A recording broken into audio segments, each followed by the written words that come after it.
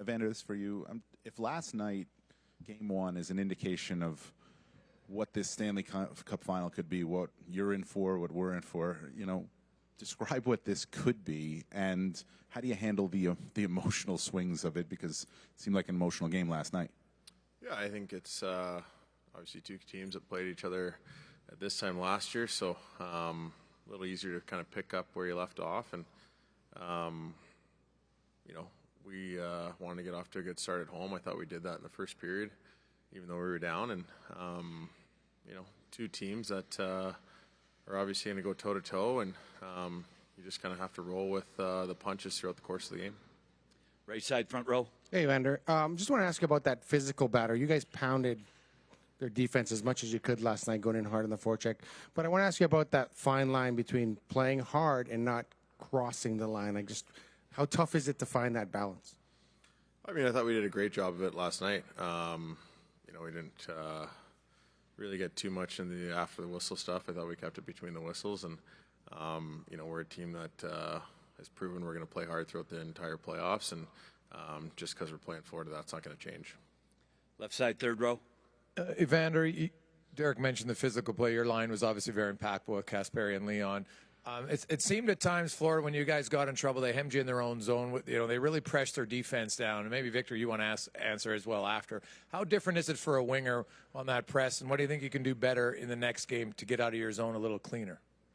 Yeah, I think obviously they're a team, they kind of just mark their men in zone. So that was a bit of an adjustment. Have not played for a week. I think that probably played a little bit of a role as well. I think we're going to make some adjustments, obviously, to counteract that in the next game and try to break out a little cleaner. Left side, front row.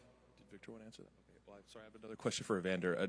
You were injured during the regular season, but Kasperi comes into town. He's obviously making a big impact now, but what have you seen from him, especially a guy who bounced around a little bit and was trying to find his footing in the league for a lot of his career? Well, yeah, I mean, he's a guy that, he plays with a lot of speed, underrated puck skills, and, plays the game hard. And I think, ever since he's come into our group, obviously he scored a big goal for us in the Vegas series to win that series. And, he's come in and done a great job. I think sometimes, maybe you just don't get comfortable in a specific spot. And I think, with our team, we have a lot of good players, and I think it's allowed him to play with good players and have some success. Left side, fourth row. Evander, couple of run-ins last night with Matthew Tkachuk. Nothing big, but you renewed your acquaintances with them going back to Battle of Alberta in 22. Can you tell us what it's like to play against him, what he's like to face? What it's like to play against him? Just like any other player, just likes to talk a little bit more. We'll go left side, second row. Evander, how would you describe the impact it has on the game when Connor and Leon get put together? Yeah, I mean, obviously, they play incredibly well together. They read off each other well. They have different skill sets that elevate, their skill sets together. At certain times in the game, we, as a group, like to go to that. As a coaching staff, likes to go to that, and it's on the rest of the group to step up and contribute as well when you don't have them going 1-2 down the middle. So I thought we did a good job of that in the later half of the game, and obviously they're incredibly dynamic. Right side, front row. Any two, if you don't mind, Bob. Victor.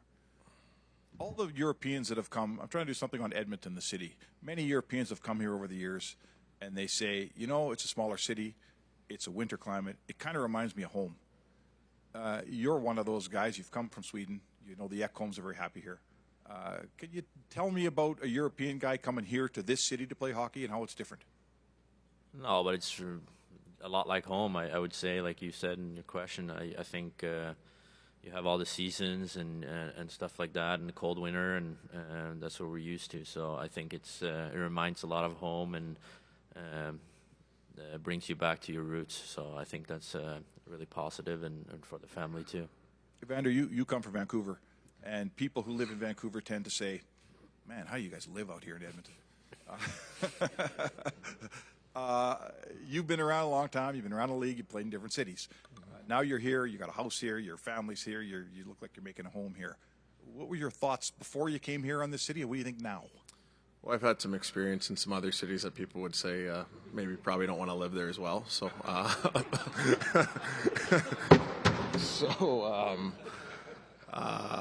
that was helpful. And then coming to Edmonton's a little bit bigger than some of those cities, so it's nice to be a part of. I think, the one thing about Edmonton is obviously they've been around and in the league for such a long time, and the community really knows how to kind of treat their players, and I think that's something that I really picked up on right away. And the passion, obviously, that this fan base has for their team is incredible. And I think just once you actually get here and get to know your way around the city a little bit more, you realize there's actually quite a bit to do, and it is a good spot for families. And they have great summers as you guys are seeing right now. We'll take a few more. Left side, front row. Victor, Chris was effusive in his praise of the work your line did last night, and just that you guys need everybody. Why do you think it's worked with, Vasily and Matthias and yourself? I think we play a straight line game and not too fancy. I think we like to work and like to win puck battles and going on the forecheck. So I think that's fits into all three of us, and we can read of each other well there. And I think Yanni is a really smart player and unappreciated in that way. So and Pod's just a hard worker, plays the body hard, and it's just fit well. Right side, second row. Victor, over here. A lot of guys last night really pointed to your goal as one that turned the tide. How big was that for you, for your confidence, and what does it mean to you to hear your teammates talk about praise you that way? No, obviously it's nice to score, and at that point in the game, I think we were pretty pressed back, and we got a goal there, and really helped us get back to our game. And obviously it's really nice. I didn't play for a little bit in the Vegas series, so and in the beginning of the Dallas, so it was nice to come in and everybody's having my back and pushing me forward. So it's been nice. Two more. Left side, fourth row. Morning, Victor.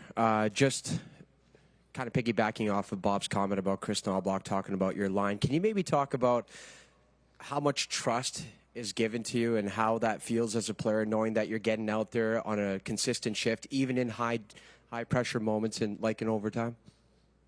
No, I think that's been the whole playoff run. I think we have been relying on all four lines and all 3 D pairs. So I think that's been a huge contribution to our success. So I think we just got to keep doing that. Last one, right side, back row.